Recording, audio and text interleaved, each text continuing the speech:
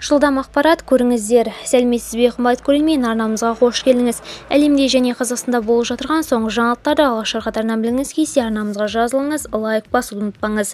Қазақстандықтарға зейнетақы аннуитеттерінің жаңа нұсқалары ұсынылады. Қазақстанда жинақтаушы сақтандыру өнімдерінің түрлерін кеңейту ұсынылуда. Бұл бастама 2030 жылға дейін сақтандыру нарығын дамыту бағдарламасының жобасында көзделген. Құжатты мемлекет басшысының тапсырмасы бойынша қаржы нарығын реттеу және дамыту агенттігі нарық қатысушыларымен және сарапшылар қауымдастығымен бірлесіп әзірледі.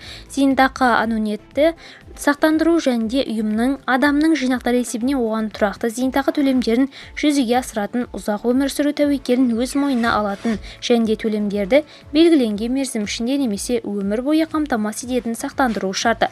Бүгінгі таңда азаматтарға өмір бойы сақтандыру төлемдерін алуды қамтамасыз ететін дереу кейінге қалдырылған және бірлескен зейнетақы аннуитеттері қолжетімді. Болашақта азаматтарға кепілдендірілген төлемдерден бас стандартты өнімдерден бастап инвестициялық құрамдас бөлігі бар өнімдерге дейін зейнетақылық шешімдерді неғұрлым кең таңдауды ұсыну жоспарлануда.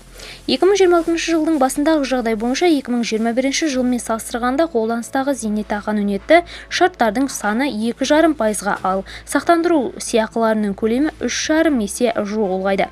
Мұнда елеулі өсім кейінге қалдырылған және бірлескен зейнетақы аннуитеттерінің енгізілуіне байланысты болды.